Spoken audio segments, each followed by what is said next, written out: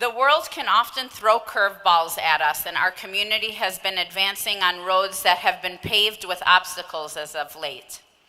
Thankfully, those hurdles do not seem so difficult when you have leaders at the wheel steering us through rough patches and onto smoother terrain. Who better to be in control and lead us to higher ground than a woman? Farhana Khera, they say we're good with directions, right? The president and executive director of Muslim Advocates, an independent, non-sectarian legal advocacy organization that has made a colossal impact in the civil rights movement for Muslims and other communities. Farhana is a rock star in the world of Muslim leadership. She's paved the way for Muslims in the world of civil rights, law, and the judiciary. Her work is exemplary and has been highlighted by countless organizations and news agencies around the world, bringing her to be recognized in many capacities through a large amount of awards and commendations. If I get into it, I won't ever end. Her full bio is in your program book, but she has also been recognized as one of the Muslim 500, which is a global honor. She was previously counsel to the U.S. Senate Judiciary Committee, Subcommittee on the Constitution, Civil Rights, and Property Rights, and worked extensively on issues of concern for American and global Muslims that included the Patriot Act, racial and religious profiling, and other civil liberty issues that were brought forth by the government's anti-terrorism policies post 9/11. She wrote the first drafts of the End Racial Profiling Act and organized the first ever congressional hearing on racial profiling. A strong, determined, and globally conscious leader and advocate, Farhana doesn't sit back and isn't afraid to stand up in the face of adversity and fight for the rights of the marginalized, maligned, and targeted groups and individuals in this country. Her commitment to protecting the rights of others and following the laws set forth to protect Americans has been lauded time and again. And today, MMCC is honored to welcome her to our Unity Banquet. During these unstable times, in the face of policies and politicians that seek to impede justice, suppress rights, and marginalize minorities, we are grateful to have leaders like Farhana Khera and each of you to stand up and fight for what is just. Please help me in welcoming our keynote speaker this evening, Farhana Khera.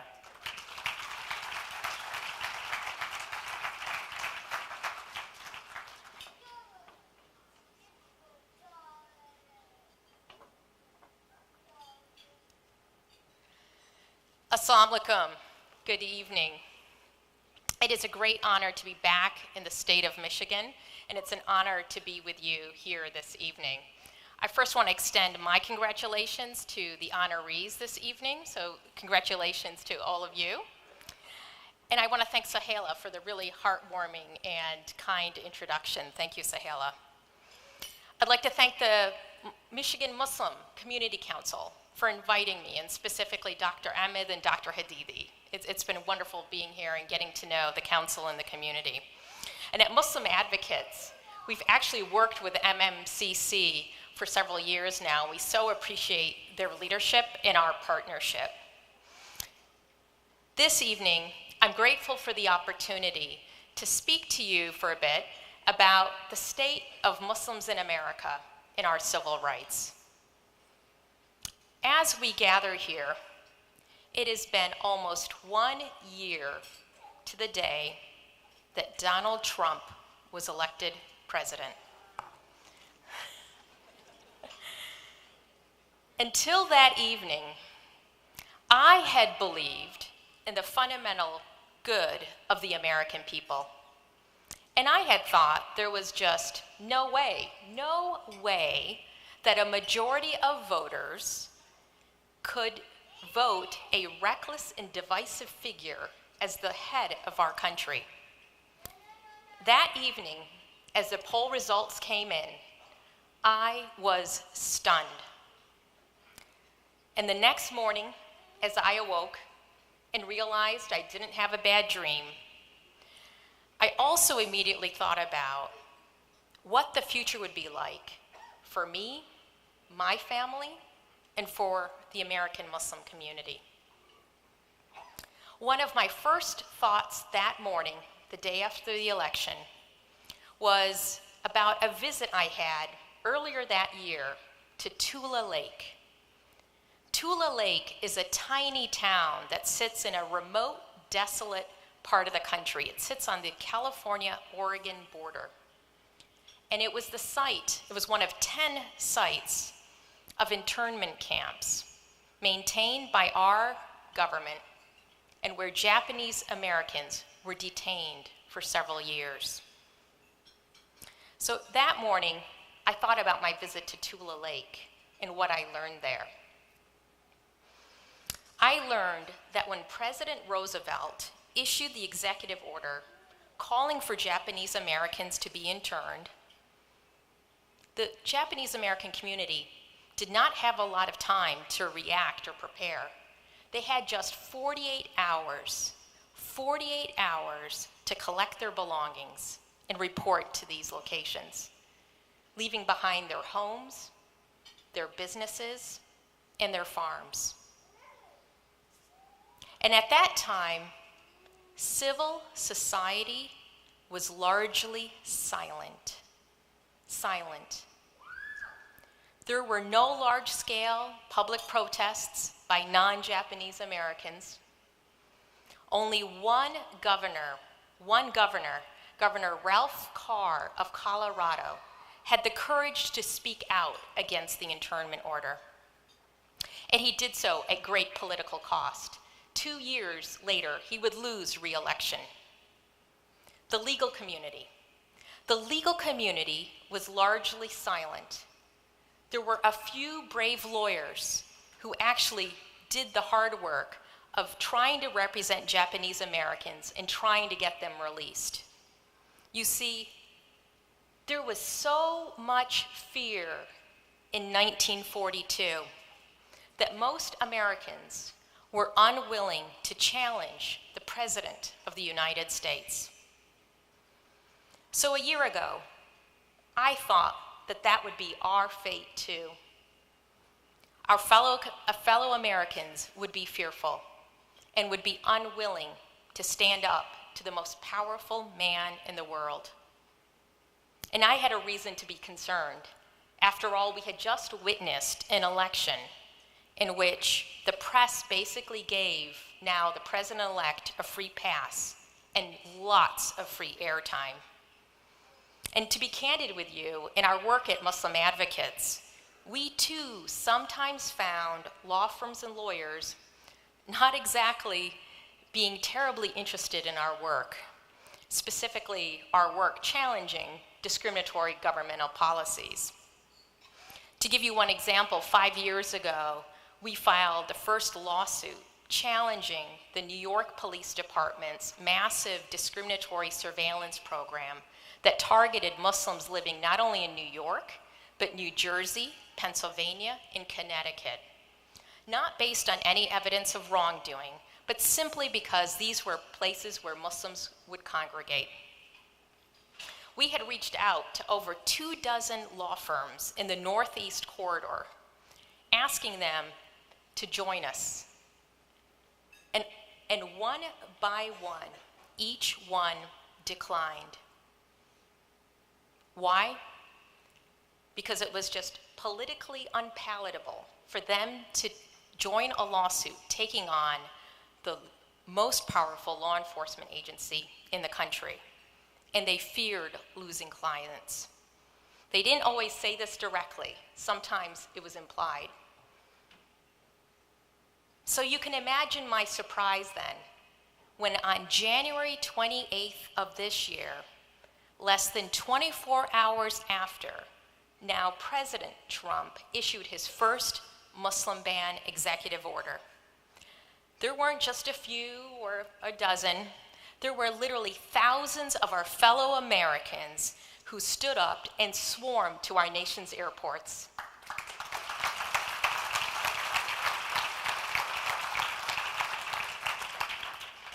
A few days later, then acting U.S. Attorney General Sally Yates, the top law enforcement official in the country, in an act of uncommon courage, would refuse to defend the Muslim ban in court.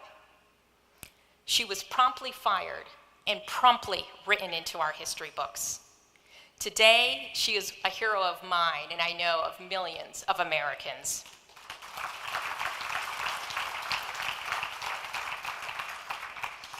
And the lawyers, where were they this time? This time, they came out in droves. In fact, since shortly after Election Day, at Muslim Advocates, we have been heartened by the outpouring of support from lawyers, small firms, large firms from across the country who are stepping forward and offering their support and assistance for free.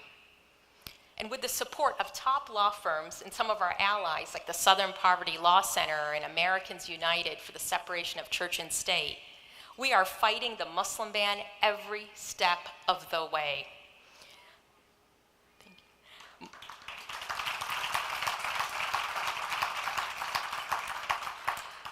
We just filed the first lawsuit challenging the third version of the Muslim ban, and we also received yet another court order in our favor, putting a temporary halt on that third version.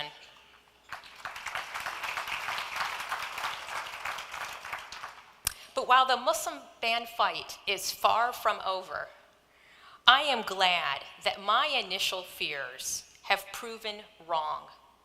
Today, something is different.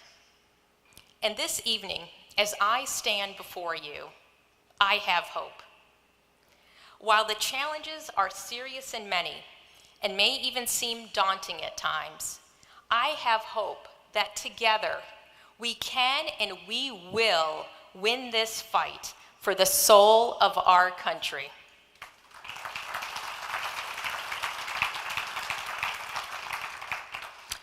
You know, when we started Muslim Advocates 12 years ago, my colleagues and I, all American Muslim lawyers and policy people, we came together because we saw an urgent need, and that was for those of us with experience in the courts and the policy-making process to do our part to fight to ensure our nation lives up to its ideals, its promise of freedom, justice, and equality for all. We thought at that time that we just needed to get past the Bush years and maybe a little after that, and then there would be a reset. I think none of us imagined in our wildest dreams that things would actually get more challenging being a Muslim in America. We now know that the Muslim ban is just the tip of the iceberg and the issue that just happens to get most of the public's attention. You and I know that the everyday reality of being a Muslim in America is even worse. Hate crimes are at all-time highs, with vicious murders of our community members simply because of their faith. Our children are harassed and bullied for being named Muhammad or for wearing a hijab. Young mothers, like my own two cousins, are deciding that their lives are at risk and removing their hijabs, giving up their freedom to worship for their safety. Local city councils, egged on by hate groups, are trying to stop us from building our mosques. And if you're an Iraqi immigrant, you might be rounded up and detained, or even arrested for simply trying to cash a check. Quite simply, this is the most difficult and dangerous time to be a Muslim in America. So what can we do? And why do I have hope? In my work, I'm often reminding myself of the words of Dr. Martin Luther King Jr. and what he said over 50 years ago. He said, "The arc of the moral universe is long, but it bends towards justice." And I'm also reminded of something a colleague of mine said. that arc doesn't bend by itself. It takes each of us doing our part to ensure that that arc bends towards justice. And that has never been more true than it is today. There are millions of Americans by our side, some even heroes among us, heroes willing to speak up, act, and even sacrifice their lives for our freedom. Unlike the shameful internment of Japanese Americans when much of the country fell silent, our fellow Americans are present today, and many of them are with us in the room this evening.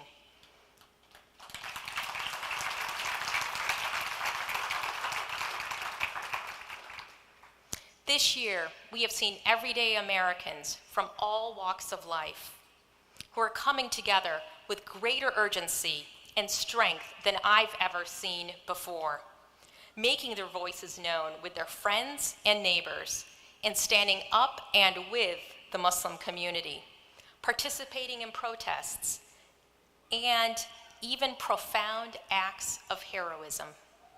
Like the 3 heroes in Portland, Oregon, on an evening in May, actually just on the eve of Ramadan this year, who put their lives on the line to protect a Muslim girl and her friend as they were riding a commuter train.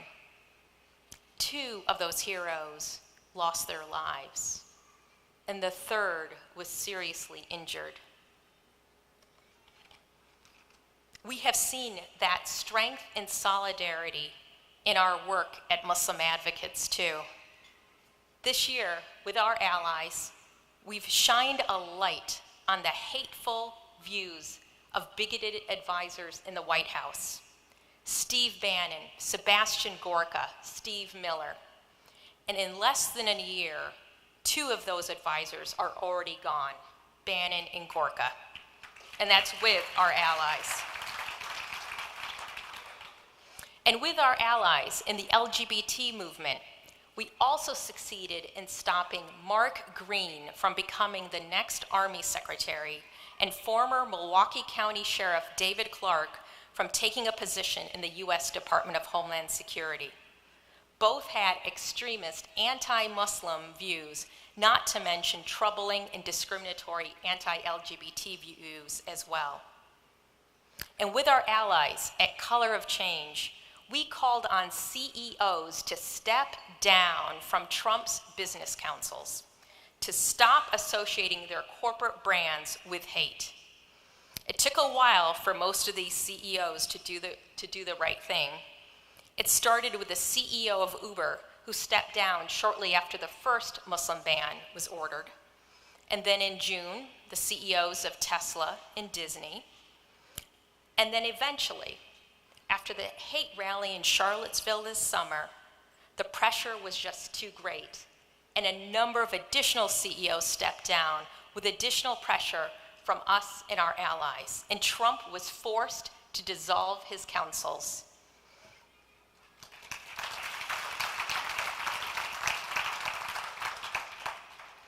Government officials have also been stepping up and standing with the Muslim community, including several who are with us this evening.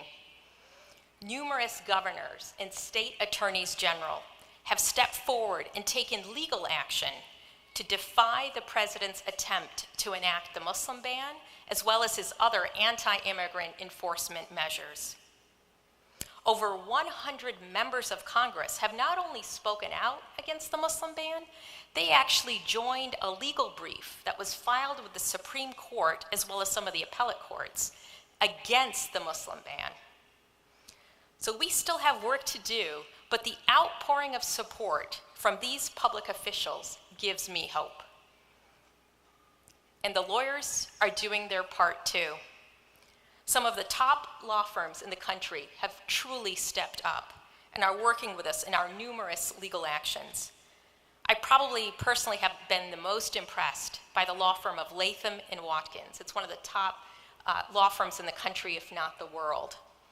And this summer, when American Muslim comedian and CNN contributor Dina Abdullah was defamed and threatened by the most viewed neo-Nazi website, the Daily Stormer, Latham did not hesitate. They stepped up and joined us in filing a lawsuit against the website and its publisher. Think about that. Going after a major white supremacist or neo-Nazi group is not an easy thing. People do so at great risk to their safety. But Latham did not hesitate. They've been a terrific partner, and we're so grateful for their pro bono support. It's not just for Muslim advocates, but for our community.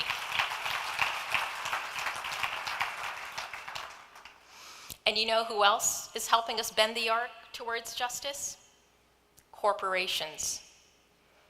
You know, we usually think about political figures and religious leaders as doing the right thing, needing to stand up and speak out. So you can imagine my surprise seeing dozens upon dozens of corporations stepping up and standing with our community. Over 150 companies stood up to Trump's Muslim ban.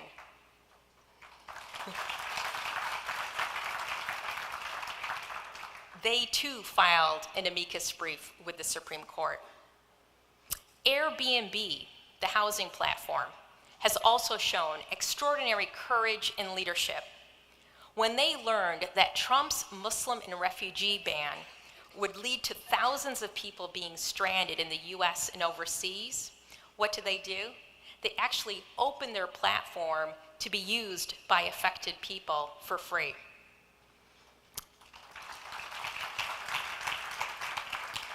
And this summer, when Airbnb learned in advance that the neo-Nazi rally organizers in Charlottesville were actually using Airbnb to find housing in the Charlottesville area, you know what Airbnb did? They threw them off the platform. They said, white supremacists and neo-Nazis do not share their corporate values. But let's not forget the judges, right, Judge Sabri? After all, it is our judges who are our guardians of liberty. Not only has the Muslim community won the support of nearly every judge who has heard a Muslim ban legal case, but judges are standing up for our rights in other ways too.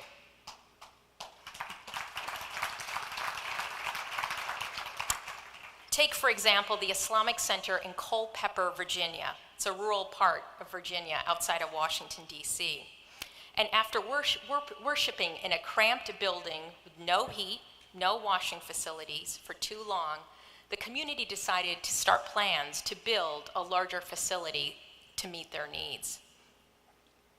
But the county of Culpeper caved to pressure from anti-Muslim hate groups and their agitators and denied them building permits.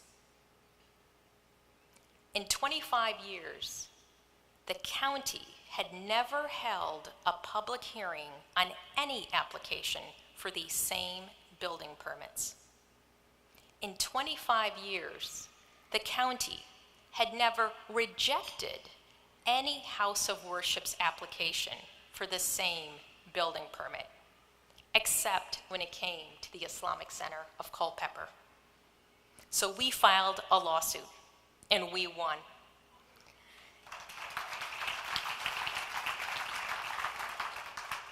After the judge ruled in our favor, the county quickly settled and agreed to grant the building permits to the Islamic Center of Culpeper. In this environment, we as Muslims and as Americans can feel tested each and every day. And I understand, believe me, I understand, it's not always easy. It's easy to become discouraged, cynical, maybe even paralyzed by fear. Sometimes it can seem like a struggle to even remain hopeful. We are human, after all. But this year, we have learned an important lesson, a lesson that fuels our resistance and keeps my hope, and I hope your hope, alive. That lesson that each of us has a role to play. This is not a time to be silent, to keep your head down and wish things would just go away. This is a time to act. I've shared with you today the value of civic engagement and the heroics of government officials, lawyers, business leaders, and ordinary Americans. But we American Muslims must act too. So what steps can you take? My first request is a super easy one, and that is I encourage you to follow us on Facebook and Twitter. We are constantly updating the community and the public about our work and increasingly finding ways to engage both lawyers and non-lawyers. So if you have your smartphone, I encourage you to log into Facebook or Twitter and like our Facebook page and follow us on Twitter. That's the easy part. But I don't want you to stop there. I want you to do more. Maybe even step out of your comfort zone and do something you've never done before. Call or write your member of Congress. Attend a town hall meeting or schedule a personal meeting and speak directly to your elected officials. Engage your friends and neighbors. Build understanding and build bridges. MMCC and many community organizations have already been doing wonderful interfaith work in building bridges with our fellow Americans. But to be frank, I think this is an area where we need to dig even deeper and where work is even more needed. After the horrific attack in Charlottesville, there was virtual silence from major evangelical religious figures. I mentioned Trump's business councils previously. Well, Trump also has a council of evangelical advisors. And what was their response after the attacks in Charlottesville and after the president called neo-Nazis, quote unquote, very fine people? Only one advisor stepped down. Many of them went out of their way in the subsequent weeks to even defend the president. This is frightening. We need more religious figures to join evangelical leaders like Pastors Rick Warren and Russell Moore in speaking out against divisive, racist, and bigoted rhetoric and actions we see emerging from various corners in our society today. So your work, building bridges and understanding across religious lines, is needed today and tomorrow more than ever before. And if you're not already supporting the work of MMCC, I strongly encourage you to get involved. Or maybe you decide to make a deeper, more personal commitment and decide to run for office. It's been an honor to actually meet in person a couple of the candidates who are stepping into the ring. And I must say, it's been really wonderful to see so many American Muslims deciding to run for office at the state, local, and federal levels, not just here in Michigan, but really across the country. And I don't recall seeing this many American Muslims running for office in a single election cycle before.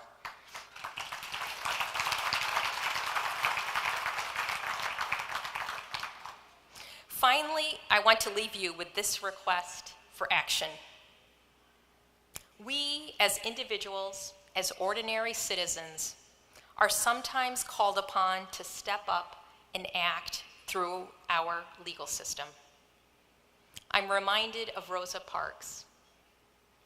Her simple act of boarding a bus, sitting in a seat, and refusing to move to the back of a bus helped fuel a civil rights movement and paved the way for equal rights for African Americans and people of color and other minority faiths in our country.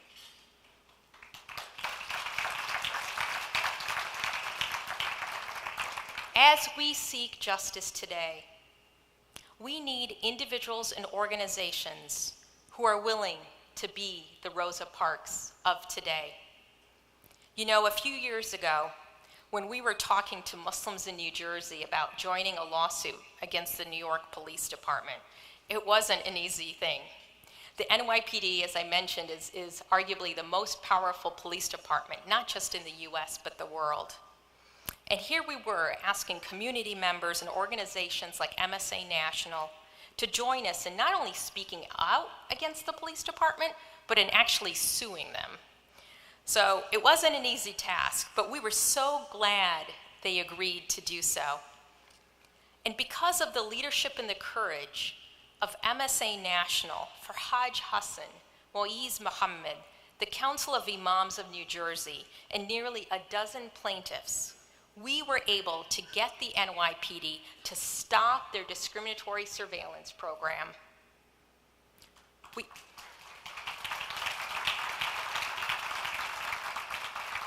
We also secured an important court ruling, arguably the strongest opinion from a federal appeals court in the country post 9/11, defending the rights of American Muslims. In that ruling, which was a unanimous ruling, 3 judges, Republican and Democratic appointees, the court said the following, quote, "What occurs here in one guise is not new. We have been down similar roads before. Jewish Americans during the Red Scare, African Americans during the Civil Rights Movement, and Japanese Americans during World War II are examples that readily come to mind. We are left to wonder why we cannot see with foresight what we so clearly with hindsight see, that loyalty is a matter of the heart and mind, not race, creed, or color." That ruling came down 2 years ago, in October of 2015. A few weeks later, the horrific attacks at a concert hall in Paris would take place. And Donald Trump, Ted Cruz, Peter King, among others, immediately called for the NYPD to surveil mosques in Muslim neighborhoods. And you know what the NYPD said in response? The head of the police department was forced to say no. No way, no how, not in the city of New York, not by the NYPD.